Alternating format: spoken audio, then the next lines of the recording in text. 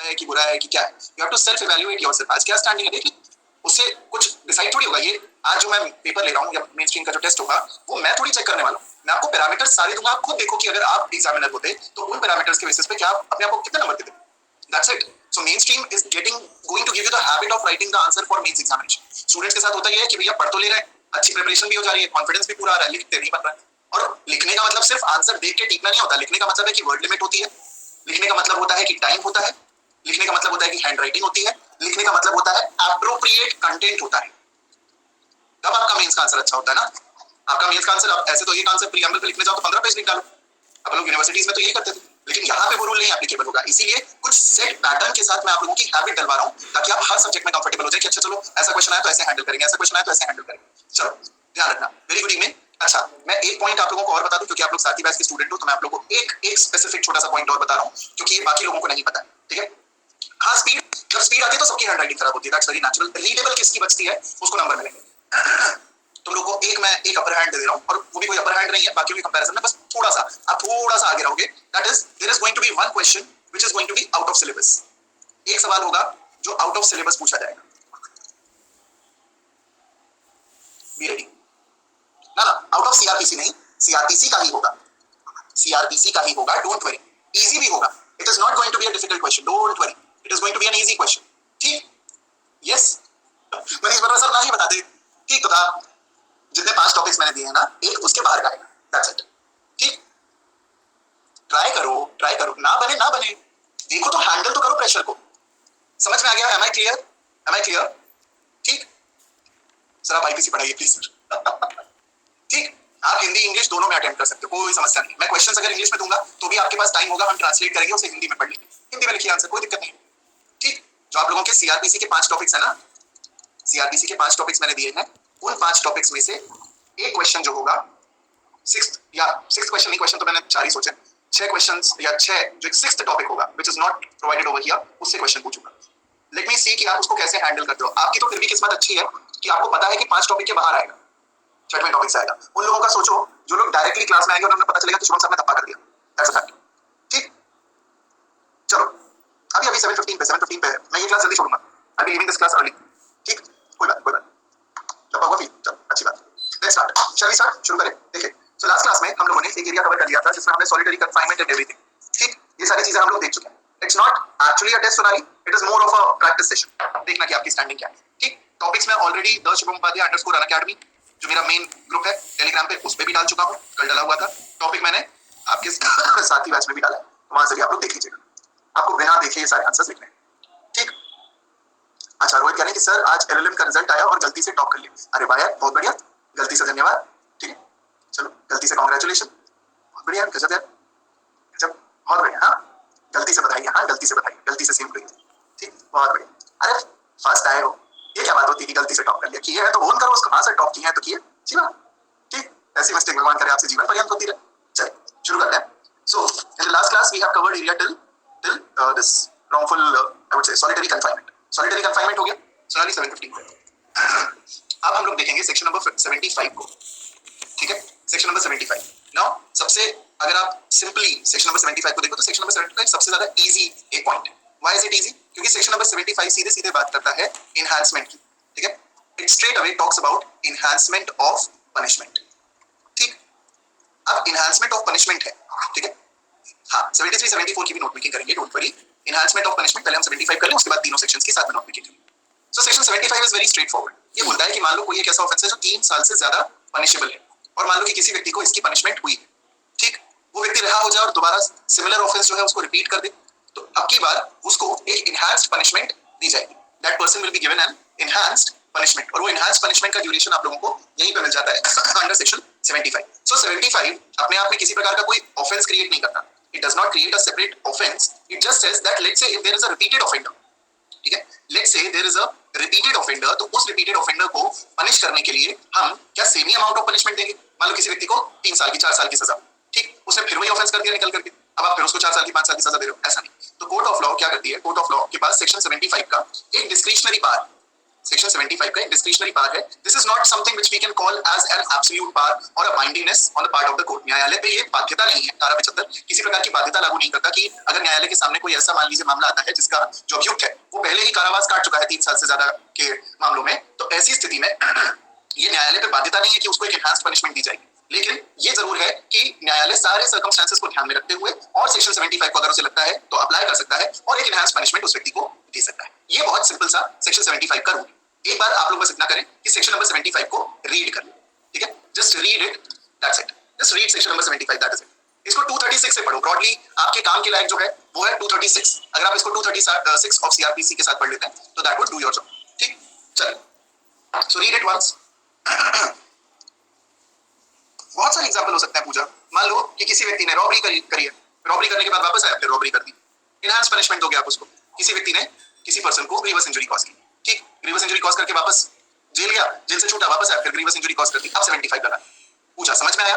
कोई भी ऐसा मामला जो 3 साल से ज्यादा पनिशेबल है, अगर आप उसके लिए वैसे ही मामले को उसी तरह के नेचर को आप दोबारा रिपीट कर दो, निकल गया, फिर से वैसे ही ऑफेंस कर दो, तो आपको एक एनहांस पनिशमेंट मिलेगी. ठीक, हाँ, सिर्फ और सिर्फ चैप्टर 12 और चैप्टर 17 पे ही एप्लीकेबल होता है. That is a restriction. तो चैप्टर 12 क्या है? Currency related. और चैप्टर 17 क्या है? 17 क्या है? Property related. इन्हीं दोनों के मामलों को कंसीडर किया जाता है. ठीक, दैट इज इट. सिर्फ चैप्टर 12 और चैप्टर 17 के अगर आप रिपीटेड ऑफेंडर हो तो फिर आपको सेक्शन नंबर 75 के अंदर एनहांस पनिशमेंट मिलेगी. अदरवाइज अगर मान लीजिए कि चैप्टर 16 के आप रिपीटेड ऑफेंडर हो तो फिर आपको ये एनहांस पनिशमेंट नहीं मिलेगी. इसलिए मैंने आप लोगों को रॉबरी का एक एग्जांपल दिया. आप रॉबरी का एग्जांपल ले सकते हो, थेफ्ट इन ड्वेलिंग हाउस का एग्जांपल ले सकते हो, हाउस ट्रेसपास का एग्जांपल ले सकते हो, हाउस ब्रेकिंग बाय नाइट का एग्जांपल ले सकते हो. आपने सुना होगा कई लोग होते हैं ना जो शातिर चोर वगैरह होते हैं, वो रात को चोरी करते हैं. ठीक, तो ये जो रिपीटेड ऑफेंडर्स होते हैं, एक बार चोरी की, पकड़े गए, सामान बरामद हुआ, जेल गए, वापस छूटे, फिर चोरी करी, तो अगर ऐसा हो रहा है, ऑफेंस अगेंस्ट प्रॉपर्टी हो रहा है, रिपीटेड ऑफेंडर हो, तो एनहांस पनिशमेंट आपको मिल जाती है. That is it. हां, रिपीटेड हो, हैबिचुअल नेचर में आप आ जाते हैं. That is the point, that is the whole sole point. ठीक, रेड इट. चलो, अब एक बार सॉलिटरी कन्फाइनमेंट पे फिर हम छोटी सी एक नोट मेकिंग कर लेते हैं क्योंकि दैट इज इंपॉर्टेंट. ठीक, हेडिंग बना लीजिए, सॉलिटरी कन्फाइनमेंट. सॉलिटरी कन्फाइनमेंट इसमें लिख लें एससी, डायरेक्ट एससी बोल रहा हूं मैं, आप ये लिख सकते हैं. SC amounts to keeping the prisoner thoroughly isolated. SC amounts to keeping the prisoner thoroughly isolated from any kind of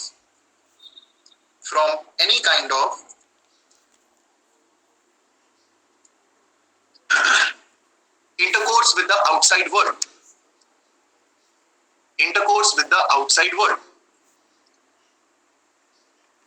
Full stop. It is inflicted in order from any kind of intercourse with the outside world.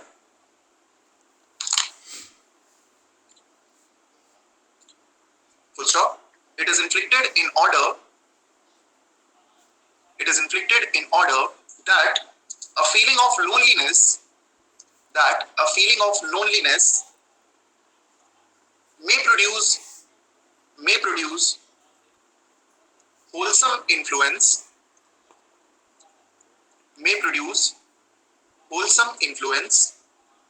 and reform the criminal.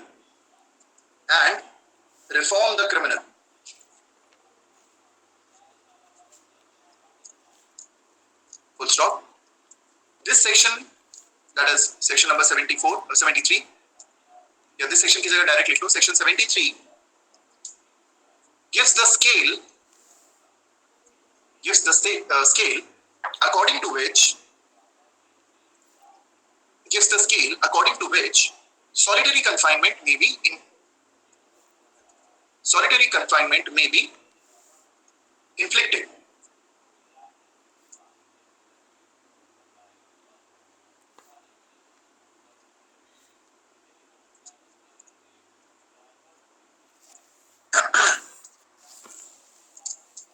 यहाँ पे एक छोटा सा case लिख लीजिए.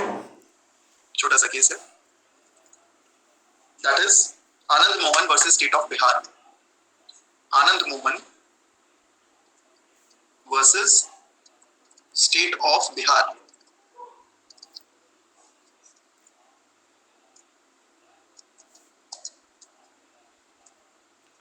It is इसमें थोड़ा सा लिखना है क्योंकि ये सॉलिटरी कंफाइनमेंट का एक एक्सेप्शन है.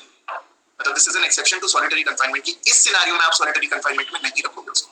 एक तो सिंपल इम्प्रिजनमेंट है तब नहीं रखोगे, दूसरा लिख लीजिए, it is a well known principle of law,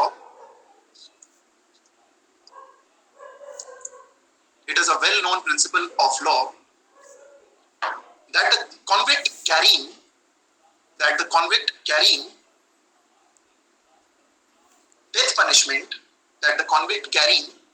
punishment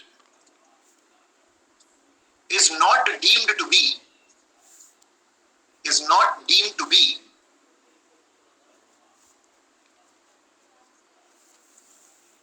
a prisoner under is not deemed to be a prisoner under sentence of death, मतलब अभी फाइनल नहीं हुआ है, अपील नहीं हुई है, मर्सी पिटिशन नहीं लगाया गया, फाइनल नहीं हुआ है, डेथ पेनल्टी कहीं ना कहीं हुई है लेकिन फाइनल नहीं हुआ, ठीक। So well known principle of law that the convict carrying the death punishment is not deemed to be a prisoner under the sentence of death, कि मतलब अब एग्जीक्यूट ही होना है इसको, ठीक, under the sentence of death unless death sentence becomes final, comma conclusive, final, comma conclusive, comma and beyond judicial scrutiny, मतलब supreme court तक चलेगा, सुप्रीम कोर्ट ने भी कह दिया कि नहीं भैया डेथ पेनल्टी ही होगी, and beyond judicial scrutiny, full stop. Such person is handed over to jail authority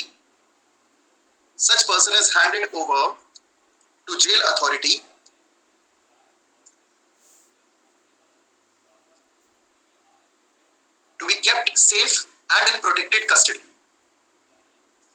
Such person is handed over to the jail authorities to be kept in safe and protective custody. Full stop. This custody is different from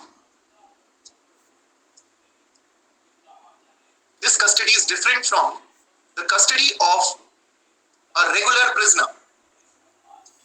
This custody is different from the custody of a regular prisoner. Full stop. Therefore, he cannot be kept in solitary confinement. ये है, इसको underline कीजिएगा. Therefore, he cannot be kept in solitary confinement, which itself is a separate punishment.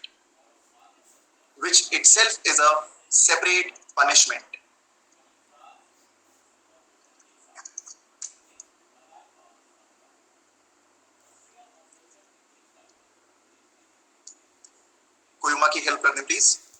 अच्छा, इसके बाद एक next point और लिख लीजिए. नेक्स्ट केस यहां पे आता है,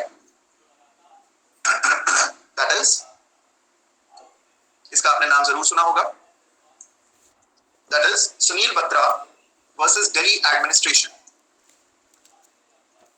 सुनील बत्रा वर्सेस दिल्ली एडमिनिस्ट्रेशन.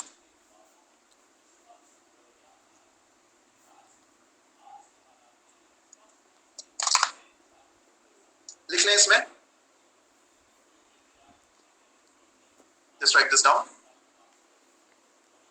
उसमें पूरा सेंटेंस ही अंडरलाइन कर, बल्कि इसको रेफरेंशियल केस ही रखो, इसको डिटेल में आपको डिस्कस करने की भी जरूरत नहीं, क्योंकि सॉलिटरी कंफाइनमेंट में अगर आप सेक्शन बेसिस पे भी पूरा आंसर लिख जाओगे तो भी कोई समस्या नहीं. Anand Mohan covers everything. So दो केस हैं इसमें रेफरेंशियल. एक तो है सुनील बत्रा वर्सेस दिल्ली एडमिनिस्ट्रेशन और दूसरा है Triveni ben versus state of Gujarat. Triveni ben versus state of Gujarat. Sunil Batra overview में ऐसे ही समझा देता हूं, क्योंकि सुनील बत्रा केस में ये बोला गया था कि भाई देखो, अगर आप उस व्यक्ति को डेथ पेनाल्टी में, मान लो कि वो व्यक्ति डेथ पेनाल्टी पे चल रहा है, कंक्लूसिव हो गई है उसका, अंडर द डेथ सेंटेंस वो आ गया, prisoner under sentence of death वो आ चुका है. अब उसके बाद अगर आप उसको सॉलिटरी कंफाइनमेंट भी दोगे तो ये एक तरीके की डबल जियोपार्डी मानी जाएगी. ठीक, ये ऑर्डिनरी रेगुलर जो प्रिजनर्स होते हैं उनके लिए ये डबल जियोपार्डी नहीं होता, लेकिन डेथ पेनाल्टी वाले बंदे के लिए ये एक डबल जियोपार्डी का सिनेरियो हो जाएगा. इसीलिए सुनील बत्रा वर्सेस दिल्ली एडमिनिस्ट्रेशन ने कहा कि भाई एक ही रूल है, अगर आपका जो प्रिजनर है वो अंडर सेंटेंस ऑफ डेथ हो गया, मतलब फाइनल हो गया कि इसको डेथ पेनल्टी ही होगी, तब आप उसको सॉलिटरी कंफाइनमेंट में नहीं रखें. That is the point. ठीक, अदरवाइज अगर आपने रखा तो it will stand in violation of article 20 clause 2. ये पॉइंट है. ठीक, सुनील बत्रा में यही है, आप इसको मोटा मोटा कर सकते हैं. हाँ त्रिवेणी बेन भाई डीले वाले सिनेरियो की बात करते हैं. So Triveni ben versus state of Gujarat and Sunil Batra versus Delhi administration. आगे चलिए, फिर आ जाते हैं हम लोग सीधे सेक्शन नंबर 75 पे. 75 में छोटी सी एक नोट मेकिंग है, 2-3 लाइन की, उसको लिख लीजिए. सेक्शन 75, 74 की अपनी कोई हेडिंग नहीं है, आई मीन नोट मेकिंग नहीं है, द सेक्शन इटसेल्फ. 75 में लिख लें, दिस सेक्शन या section 75 is concerned with, section 75 is concerned with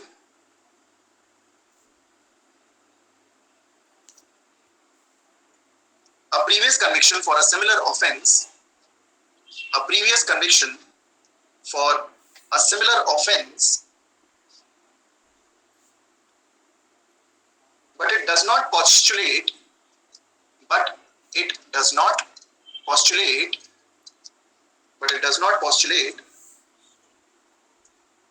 that in respect of the previous sentence, it does not postulate that in respect of previous conviction,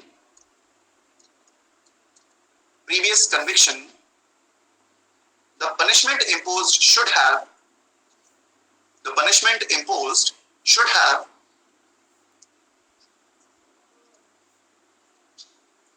been one of not less than 3 years. Been one of not less than 3 years. Being one of should have been should have been one of not less than 3 years. Full stop. All that it postulates is, all that मतलब इसका main concern ये नहीं कि 3 साल से कम या 3 साल से ज्यादा की सजा होनी चाहिए. क्या मेन कंसर्न है? All that it postulates is that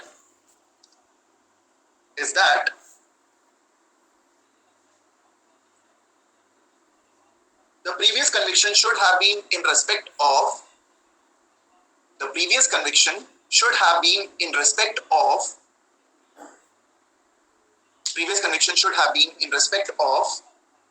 an offense punishable with a term of imprisonment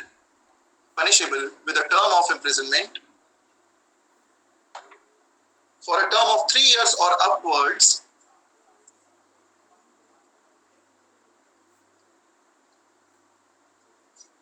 is the previous conviction should have been in respect of an offense punishable with the term of imprisonment for a term of 3 years or upwards, but it does not lay that the offender should have been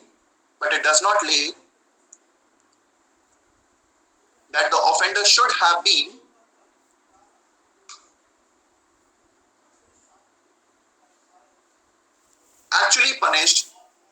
It does not lay that the offender should have been actually punished with such term of imprisonment.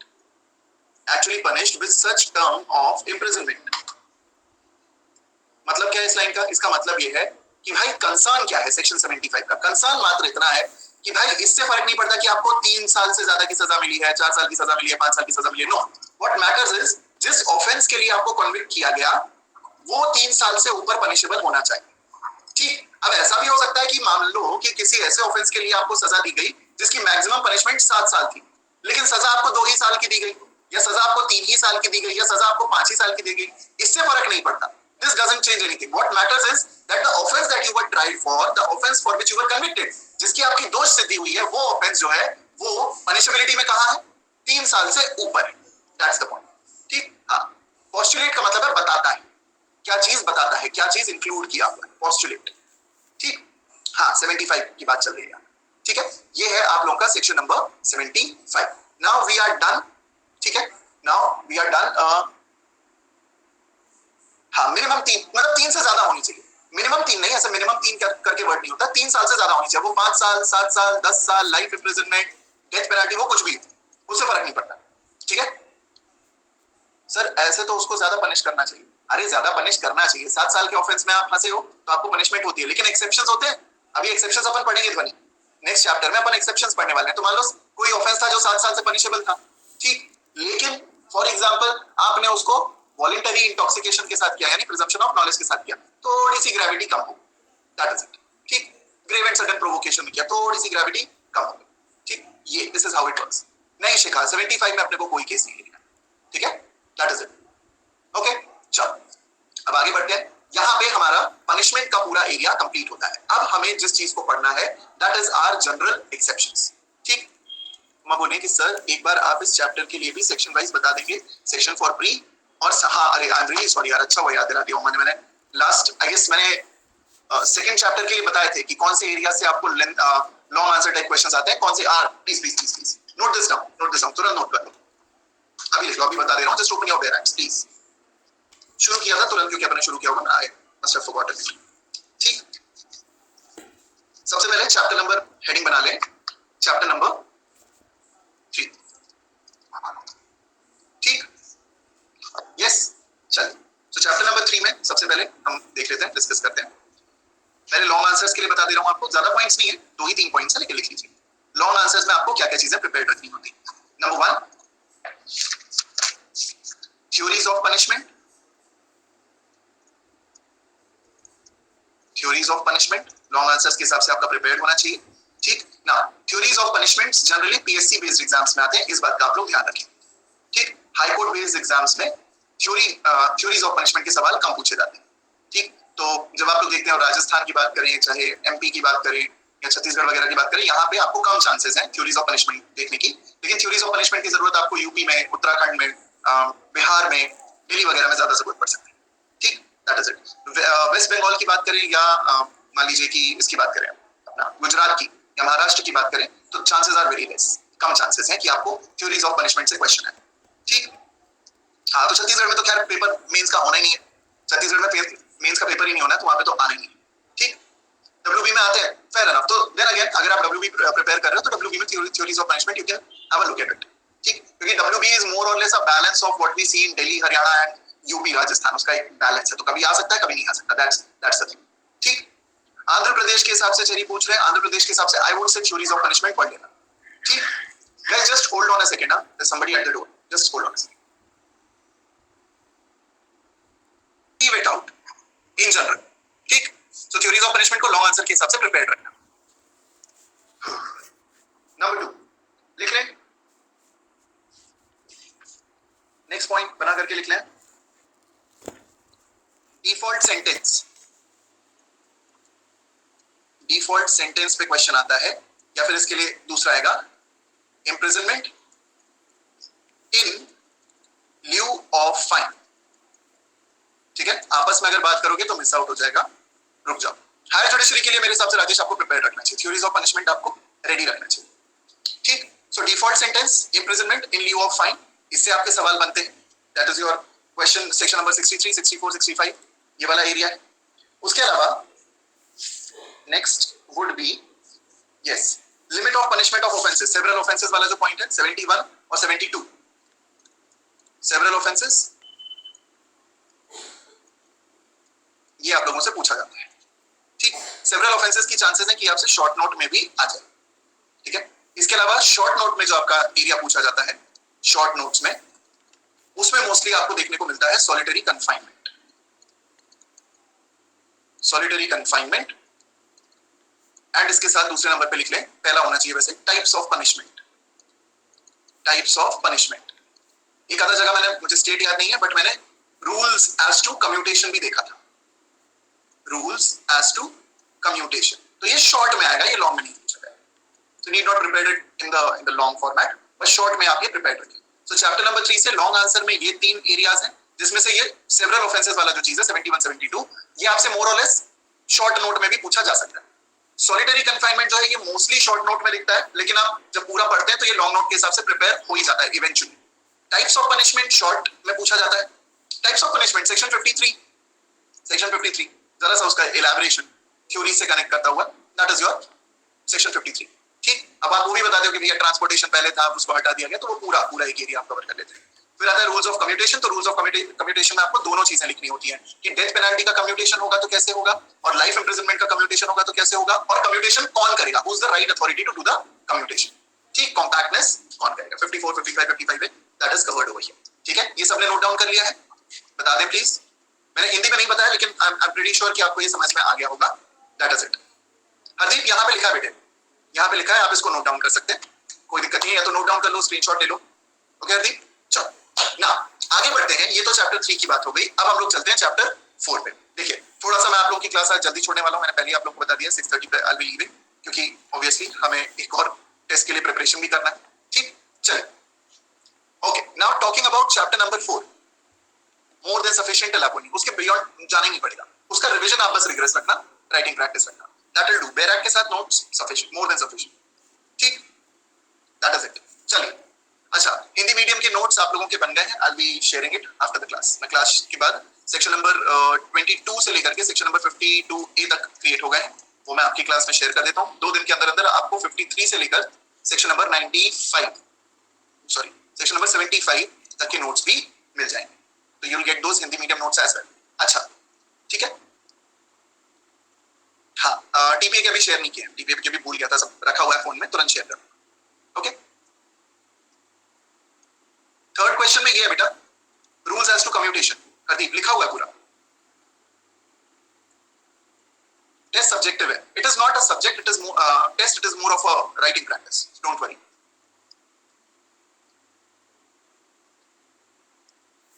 Rohit, not important, not significant when it comes to your preparation for judiciary, क्योंकि in most of the cases जो offences against body होता है ना, property is something कि जिसमें आप देखते हैं कि अगर किसी को चोरी की लत लगती है तो वो लत बहुत खतरनाक होती है। आप लोगों ने एक शब्द सुना होगा, क्लिप्टोमेनियक। क्लिप्टोमेनियक, किसी व्यक्ति को अगर चोरी करने की लत है तो वो बहुत खतरनाक लत होती है। ठीक, that is a point. Okay, अब किसी व्यक्ति को अगर प्रॉपर्टी रिलेटेड ऑफेंस करना है तो वो हैबिचुअल उसके बनने की चांसेस ज्यादा होती है। कोई व्यक्ति सीरियल किलर है, इसकी चांसेस बहुत कम होती है, मतलब रेयर केस में ऐसा होता है। ठीक, so that is why judiciary या लेजिस्लेचर, इनकी बेसिक जो मंशा रही है वो ये रही है कि जहां पे व्यक्ति के हैबिचुअल ऑफेंडर बनने की चांसेस ज्यादा हो, उस जगह को हम क्या कर दें, उस जगह को हम सीज कर दें। सीज करने के लिए हमने इनहांस पनिशमेंट रख दिया 75। अब आप ये सोचो ना कि जो ऑफेंस अगेंस्ट ह्यूमन बॉडी है उसको भी तो सेक्शन 75 के परव्यू में रखा जा सकता था, बट उसको बाहर रखने के पीछे की जो हम कह सकते हैं ना मंशा, वो यही है कि भाई एक व्यक्ति ने ऑफेंस अगेंस्ट बॉडी किया है, तो जरूरी नहीं कि ऑफेंस अगेंस्ट बॉडी वो दोबारा करे। प्रॉपर्टी किया है तो प्रॉपर्टी को चोरी करने की या उसे हैम्पर करने की या डाकू रहने की एक लत होती। ठीक, दैट इज व्हाई हैबिचुअल आप ना बनो, इसलिए ये चीज। So please exactly, pick pocket chain snatching कहां जाएगा बंदा, वो यही करता है। नोट्स पल्लवी सारे ग्रुप पे हैं, it's on the Saathi batches group. Answer आपको सेंड नहीं करने, you have to check it on your own. Check करना, मैं सारे पैरामीटर्स बताऊंगा आपको। Sonali, you have to wait for the test, अभी वो नहीं बता सकता। ठीक, प्रिंट आउट निकाल लो, लेकिन जो आंसर प्रैक्टिस मैं करवा रहा हूं उनके था वो कर देना। प्रिंट आउट निकालो, कोई समस्या नहीं। ठीक, चलो, क्योंकि अगर हिंदी मीडियम वाले नोट्स किसी ने देखे होंगे तो हिंदी मीडियम वाले नोट्स एकदम एग्जॉस्टिव है, मतलब they are even more than English medium notes, they are extremely exhaustive. Extreme मतलब जितना आप लोग कहीं भी कितने भी सोर्सेज से उठा करके देखोगे ना, आपको इतने एग्जॉस्टिव नोट्स कहीं नहीं मिलने वाले। So I have kept it as exhaustive as possible, so इसीलिए उसकी मुझे नहीं लगता कि आपको एक एक लाइन लिखने की जरूरत पड़ेगी। Pretty much to the point. ठीक है, अर्पित अभी उस पे यार थोड़ा सा मैं काम नहीं कर पा रहा हूँ, will figure out a way for that. ठीक, केस लिस्ट जो है वो एक लिस्ट मैं क्रिएट करके आपको प्रोवाइड करूंगा, need not worry about it. Okay, चलो now talking about our general exceptions, अब इसके बारे में बात करते हैं। ठीक है, thank you so much Jyoti and Samiksha, बस करो अब। चलो chapter 4। Now when you look at chapter number 4, chapter 4 आप लोगों का जनरल एक्सेप्शंस के बारे में बात करता है। Now general exceptions as we all know are basically a way via which a person can save themselves from the liability which can be imposed on them अगर वो किसी एक ऑफेंस के लिए कन्विक्ट कर लिए गए तो। ठीक, चैप्टर 4 आपको सीधे सीधे बताता है कि भाई कुछ ऐसे टाइप के ऑफेंसेस होते हैं जो कि कुछ ऐसे टाइप के डिफेंसेस होते हैं जो कि आप किसी ऑफेंस के ऊपर अगर लगा दो, ठीक, किसी ऑफेंस के ऊपर ये डिफेंस लगा दो तो वो व्यक्ति ऑफेंडर नहीं रह जाता, उस व्यक्ति को मिल जाती है एक प्रकार की इम्यूनिटी। इम्यूनिटी का मतलब पर्सन बच गया, इम्यूनिटी का मतलब पर्सन को और किसी तरह की लायबिलिटी उस पर इंपोज नहीं की जा सकती, ठीक, जो कि यहाँ पे बता दिया लोगों ने, ठीक है। सो अगर हम बात करें चैप्टर 4 की, तो चैप्टर 4 या जनरल एक्सेप्शंस जो है इनको ब्रॉडली दो कैटेगरीज में, दो ब्रॉड कैटेगरीज है उसमें डिवाइड किया जाता है। पहले तो होते हैं excusable defences. Excusable defences, excuse का मतलब क्या होता है, कोई बताएगा? हिंदी में क्या बोलोगे, एक्सक्यूज को क्या बोलते हैं? व्हाट इज द एक्सक्यूज या व्हाट इज एक्सक्यूज? बहाना। अबे माफी कहां होती है?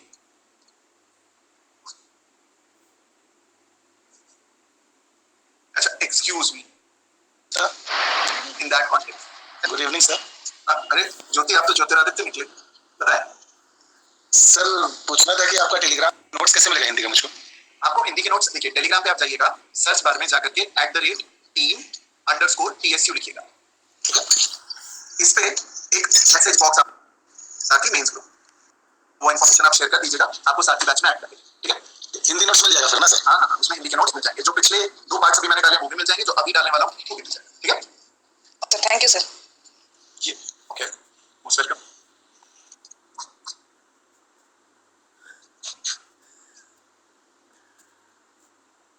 क्या क्या क्या था ये? Okay okay okay, fair enough, ठीक है ठीक है, दो लोग साथ में पढ़ रहे हैं, हाँ, तो लोग, उसमें क्या बड़ी बात है, उसमें क्या बड़ी बात है, सो इट्स नॉर्मल, ओके, ठीक है। चल, पल्लवी बोले थैंक यू, किसने बोला? थैंक यू ज्योति ने बोला, ठीक। और सवाल ज्योतिरादित्य ने पूछा, उसमें क्या है, इसी चीज है, चलो फेयर इनफ। चलिए, सो अरे मेरी क्लास में चलता रहता है, it's very normal, it's very normal. Himanshu को बढ़िया हमने कॉल किया, हिमांशु से बात हुई, ठीक है। यू वोंट बिलीव हिमांशु का असली नाम राजनंदिनी, कांट इवन इमेजिन, सोच भी नहीं सकते तुम, कभी सपने में नहीं सोच पाओगे हिमांशु का असली नाम राजनंदिनी। अरे ये वाला हिमांशु नहीं, दूसरा वाला हिमांशु है, हाँ, वो खुद भी बता रहा है कि ये मैं नहीं हूं, ठीक। अरे इट्स ओके, दीप तो नॉट अ प्रॉब्लम, ठीक है। चलो, now talking about excusable defence. Excusable defence, अगर हम बात करें बहाना बनाने की, ठीक है। आप लोगों ने एक मूवी थी मिस्टर एंड मिसेस खिलाड़ी, अक्षय कुमार की मूवी, अक्षय कुमार और Juhi Chawla, that is the movie, हाँ, जब तक रहेगा समोसे में आलू एंड व्हाटएवर, ठीक, हाँ। कादर खान ससुर थे, परेश रावल जो थे इसमें, उन्होंने नरेटर का किरदार निभाया, ठीक, साले साहब रहते हैं कादर खान के, और सतीश कौशिक जो है वो मामा बने, एस्ट्रोलॉजर हमारे जैसे, जो बताते हैं कि बेटा तू राजा बनने वाला है, एक्सेट्रा एक्सेट्रा, ठीक। ध्यान से सुनना, उसमें किसी को अक्षय कुमार का एक तकिया कलाम रहता है, ठीक है, अक्षय कुमार का एक तकिया कलाम रहता है, ठीक, तकिया कलाम रहता है। अबे बच्चे की जान लेगा क्या? याद आया? अक्षय कुमार जब भी कोई गलती करता है तो बोलता है अबे बच्चे की जान लेगा क्या? याद आया? फॉर योर रेफरेंस, अबे बच्चे की जान लेगा क्या? याद आया? That's excusable defence. Excusable defence का सिंपली एक मीनिंग होता है कि although you have committed an offense but you are excused, although you have committed an offense but you are excused, आप अपनी एज की वजह से, आप मिस्टेक की वजह से, आप किसी प्रकार की नेसेसिटी की वजह से, इंटॉक्सिकेशन की वजह से या फिर इंसैनिटी की वजह से आप एक्सक्यूज्ड माने जाते हैं, जस्टिफाइड नहीं हो आप, जस्टिफाइड तो नहीं हो। देखो, अगर 5 साल का बच्चा, एक बात बताओ, अगर 5 साल का बच्चा किसी व्यक्ति को स्टैब कर दे, उसको चाकू मार दे, उस व्यक्ति की मृत्यु हो जाए, इज दैट किड जस्टिफाइड? क्या वो बच्चा जस्टिफाइड है? अच्छा, ये एग्जांपल वाईटी वीडियो में भी दिखा, थैंक यू सो मच, अल्लाह को नहीं बच्चा अच्छी खबर, ठीक। 5 साल के बच्चे ने अगर स्टैब कर, हाँ ये होता रहता है भाई, जो जितने रीसेंट एग्जांपल्स आते हैं सब अपन बता रहे हैं, is not justified, is obviously not justified. कोई एक व्यक्ति ड्रंक है, चलो इनवॉलंटरीली ड्रंक है, उसको जबरदस्ती थोड़ी सी पिला दी गई, थोड़ी सी इतनी पिला दी गई है कि उसको होश आवाज नहीं है, उसने मर्डर कर दिया, ठीक, जस्टिफाइड तो नहीं है, जस्टिफाइड तो किसी कंडीशन में नहीं है, नेवर जस्टिफाइड। कोई व्यक्ति इंसेन है, इंसेन व्यक्ति मर्डर करेगा तो जस्टिफाइड थोड़ी होगा, एक्सक्यूज्ड है। लॉ ने कह रखा है कि चल भाई तेरे पास एक बहाना है, उस बहाने के चक्कर में आज तू बच गया बेटा, वरना अगर ऐसे मिलता तो तुझे बताता। That is excusable defence, excusable defence की कैटेगरी में, ठीक है। क्या जीई में कोई फुल एक्विट हो सकता है? जनरल एक्सेप्शंस में हाँ, जनरल एक्सेप्शंस में फुल एक्विटल होता है, बिल्कुल होता है फुल एक्विटल। जब आप यहाँ पे बात करते हो जहां मेंस रिया नहीं होगा, जहां पे नॉलेज नहीं होगी, कंप्लीट एक्विटल होता है, कंप्लीट एक्विटल। 86 आप पढ़ोगे, voluntary intoxication, presumption of knowledge, वही एक ऐसा एग्जांपल मिलता है जिसमें व्यक्ति को प्रिजम्पशन ऑफ नॉलेज के बेसिस पे पनिशमेंट कम हो जाती है, ज्यादा नहीं दी जाती, कम दी जाती। अदरवाइज इनवॉलंटरी इंटॉक्सिकेशन में आपने कुछ नहीं किया भाई, आप एक्सक्यूज हो, that is how it works. ये तो एक्सक्यूजेबल डिफेंसेस होते हैं, जैसे मिस्टेक हो गया, मिस्टेक ऑफ फैक्ट हो गया, मिस्टेक ऑफ फैक्ट होता है, मिस्टेक ऑफ लॉ एप्लीकेबल नहीं। उसके अलावा अगर आप कोई भी ऐसा एक्ट कर रहे हो जिसमें किसी प्रकार की कोई एक्सीडेंट हुआ है, क्या कर सकते हैं? नेसेसिटी के केस में, नेसेसिटी तो आ जाता है, जस्टिफाइड में आता है, लेकिन अदरवाइज कोई व्यक्ति इनकेपेबल है ऑफ कमिटिंग अ क्राइम, 7 साल से कम का है, 7 से 12 साल का है, लेकिन उसकी सफिशिएंट मैच्योरिटी नहीं है, अगर इनवॉलंटरली इंटॉक्सिकेटेड था, इनसेन था, तो एक्सक्यूजेबल उसका डिफेंस चलता है, एक्सक्यूज है, जस्टिफाइड नहीं। अच्छा एक बात बताओ, अब मान लो कि कोई व्यक्ति, फॉर एग्जाम्पल कोई व्यक्ति जज है और तुम, मान लो तुम जज हो और तुमने किसी व्यक्ति को सजा दे दी कि यार तू तो जा रहा है जेल, ठीक है, जैसे अनोमली बोलते हैं ना कि आप मुंबई आ रहे हैं, वैसे आपने किसी व्यक्ति को कहा कि भैया मैं तो जेल जा रहा हूं, मतलब तुम तो जेल जा रहे हो, ठीक, आपने कह दिया कॉन्विक्ट को, आप एक्सक्यूज बाय लॉ हो कि जस्टिफाइड हो? आपने मार्शलिंग की, एविडेंसेस देखे, उनको अप्रिशिएट किया, फैक्ट्स एंड सर्कमस्टेंसेस देखे, क्या करोगे? आप जस्टिफाइड बाय लॉ हो कि excuse by law? Common sense है, you are justified by law, whatever act you are doing as per law, भाई लॉ के हिसाब से कर रहे हो तो justified by law. Judicial act है ना, तो judicial act justified by law. एक बात बताओ, तुम गुड फेथ में किसी व्यक्ति को बचाने की कोशिश कर रहे हो, तुम्हें देख के समझ में आ रहा है कि एक व्यक्ति दूसरे व्यक्ति पर लाठी चला है, तुम उसको बचाने के लिए गुड फेथ में बचाने चाहते हो उसको, ठीक, समझ में आया? गुड फेथ में तुम बचाने जा रहे हो। अब इस चीज को समझो, इस चीज को समझो, जहां पे आपका एक्ट ऐसा है, अच्छा ये तो चलो मिस्टेक ऑफ फैक्ट में आएगा, थोड़ा सा एक्सक्यूजेबल एंगल लग गया, इसको जस्टिफिएबल कैसे बनाएं? इसको जस्टिफिएबल बनाने का तरीका ये है कि मान लो किसी व्यक्ति को चोट लगी हुई है, ऑलरेडी किसी व्यक्ति को चोट लगी हुई है, तुम डॉक्टर हो, तुम्हें ऑपरेशन करना है, तुमने तो हिपोक्रेट्स ओथ लेके रखी है, डॉक्टर सारे शपथ लेते हैं, पता है ना, सारे डॉक्टर शपथ लेते हैं, यस, तो वो शपथ होती है हिपोक्रेट्स ओथ। अब हिपोक्रेट्स ओथ अगर किसी डॉक्टर ने ले रखी है तो भैया सामने कोई भी व्यक्ति आएगा, दुश्मन भी आएगा तो भी बचाना पड़ेगा। मैंने हिपोक्रेट्स ओथ पूरी पढ़ी है, पढ़ी क्या है, जब आप किसी भी मेडिकल कॉलेज में जाते हो तो वहां पे सामने छपी होती है, ठीक, आपके सामने आपका दुश्मन भी आएगा, आपको बचाना पड़ेगा, आपको, आप कुछ नहीं कर सकते, that's your oath that you take. वो कितना लोग फॉलो करते हैं, कितने लोग नहीं फॉलो करते, that is a different thing, but ये होता है। अब डॉक्टर के सामने कोई मरीज आया है, एकदम मरने की हालत में है, वो वेट नहीं कर सकता कि कोई ट्रीटमेंट कर दी, भाई व्यक्ति नहीं बचा, उसकी मृत्यु हो गई, तो भाई जस्टिफाइड है ना, एक्सक्यूज थोड़ी ना, गलती थोड़ी कर रहा है वो, जस्टिफाइड है। हाँ मैलिफाइड इंटेंशन से करेगा तो लायबल भी माना जाएगा, ये पॉइंट, ठीक। प्राइवेट डिफेंस, अच्छा प्राइवेट डिफेंस, सीधे सीधे बताओ, प्राइवेट डिफेंस कभी भी एक्सक्यूजेबल हो सकता है क्या? प्राइवेट डिफेंस का एक्सक्यूज ले रहा है, He's taking the excuse of private defence, private defence का बहाना बना रहा है, हो ही नहीं सकता। प्राइवेट डिफेंस बहाना कैसे होगा भाई? प्राइवेट डिफेंस का मतलब ये है कि वो व्यक्ति, उसकी खुद की बॉडी या उसकी खुद की प्रॉपर्टी या किसी दूसरे व्यक्ति की बॉडी या प्रॉपर्टी खतरे में थी, उसने बिल्कुल ठीक किया, बचा लिया, सही किया उसने, क्या गलत है? That is there is no mistake, there is no error when it is justified by. भाई जज साहब ने कहा कि बेटा तुम तो आज तो तुम जेल जा रहे हो, पुलिस वाले अंकल ने कहा कॉन्विक्ट को आओ राजा तुम्हें चांद पे ले जाए, ठीक, तो ये कॉन्विक्ट को पकड़ के लेके जा रहे हैं, कॉन्विक्ट बोलता है रानू मंडल, वैसे हाथ छड़क के बोलता है डोंट टच मी, जिसने ये आपको टच कैसे किया? हेलो, हाँ हिमेश, टच कर रहा है हमको, अच्छा अच्छा अच्छा, तुम्हें लॉ पता है? नहीं हम ट्रेन में गाना गाते थे ना, ठीक, that is it, that is it, simple. भाई वो ड्यूटी कर रहा है, उसका काम है, तुम्हें पकड़ के लेके जाएगा वो, भाई जब लेके जाएगा भैया, लेकिन लेके तो जाएगा, nothing wrong with that, that is the point of ये rule. So justifiable and excusable. अब इस पे छोटी सी नोट, ये फ्लो चार्ट अगर आप लोगों ने बना लिया है तो इस पे छोटी सी नोट मेकिंग करें, this is important before you actually get into the depths of chapter number 4। लिख लें,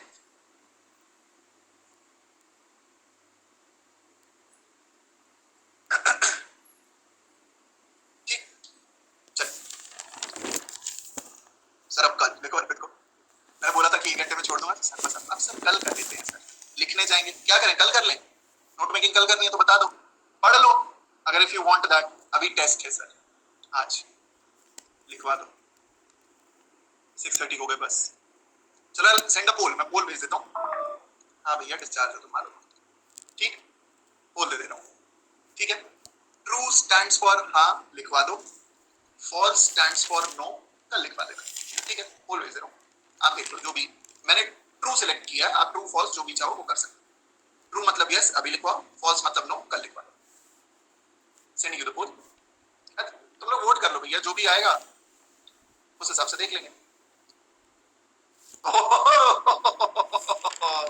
नाइस नाइस, चलो भैया फिर फटाफट से 4 मिनट बचे, चलो चलिए ठीक, लिख लो फिर, Indian Penal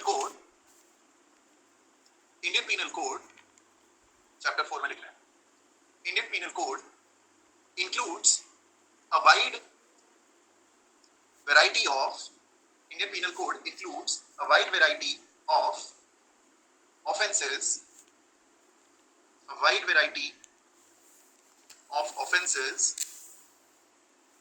general exceptions, wide variety of offences, but the general exceptions, ज्यादा नोट मेकिंग नहीं है, मुश्किल से 5 मिनट के, but the general exceptions provided in chapter 4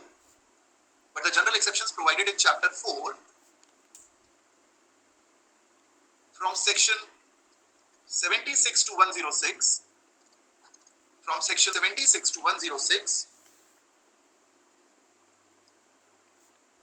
make an offense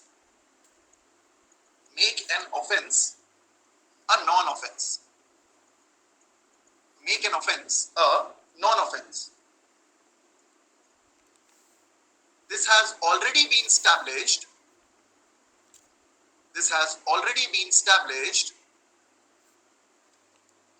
by section 6 of IPC. This has already been established by section 6 of IPC that every offense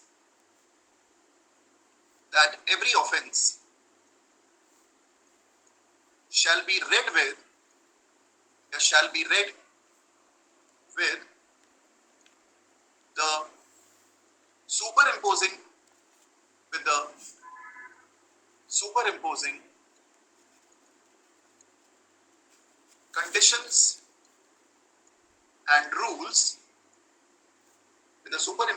conditions and rules as are provided under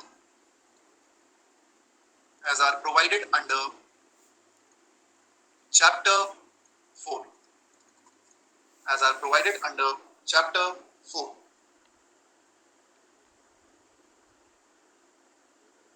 Next line. These defenses can be broadly categorized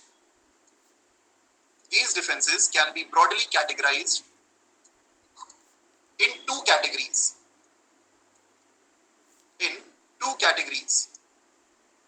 Number 1, excusable defense.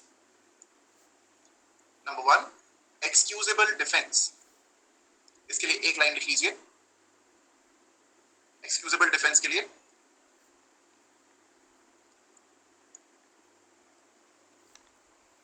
These defenses may or may not be specifically pleaded,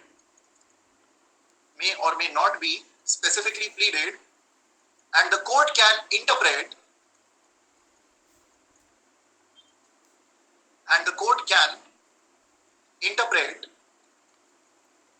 them from the facts and circumstances of the case.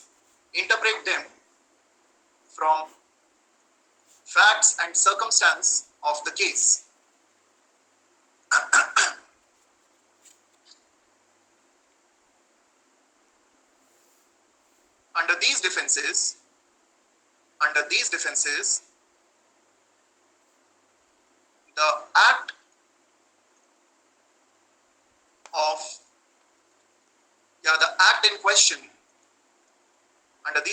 the act in question,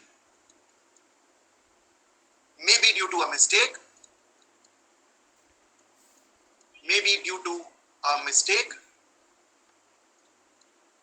act ACT मैंने capital लिखा है, small act, may be due to a mistake, accident, or even otherwise. मतलब भाई drunk है, insane है, or even otherwise. ठीक.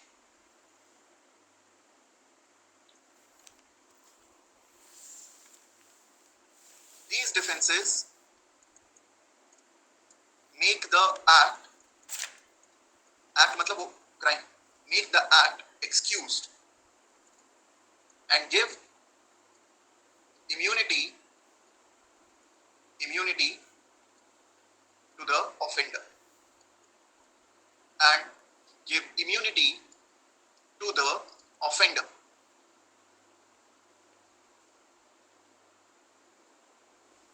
इसमें अब लिख लें, ए बी सी डी करके लिख लें कि कौन कौन से ऑफेंसेस फॉल करते हैं. तो ए पे आ जाएगा सबसे पहले mistake of fact, mistake of fact section 76 and section 79. दूसरे नंबर पे आ जाएगा accident, this is your section 80. तीसरे नंबर पे आ जाएगा इन्फेंसी, चाहे कोई व्यक्ति 81 सॉरी 82 83. ई पे लिख लीजिए इंटॉक्सिकेशन, अनसाउंडनेस, पहले अनसाउंडनेस आएगा, अनसाउंडनेस 84. ई इंटॉक्सिकेशन.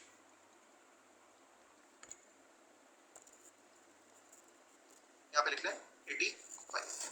ठीक, बाकी का अपन नेक्स्ट क्लास में कंटिन्यू करें. That will be the justifiable offences. ठीक, now my dear students, just quickly let me know in the chat box आज की क्लास में जो भी पढ़ा क्या समझ में आया, फटाफट से बता दीजिए जल्दी से. यस, छुट्टी. अगर हमारा बस चलता तो हम ऐसे करके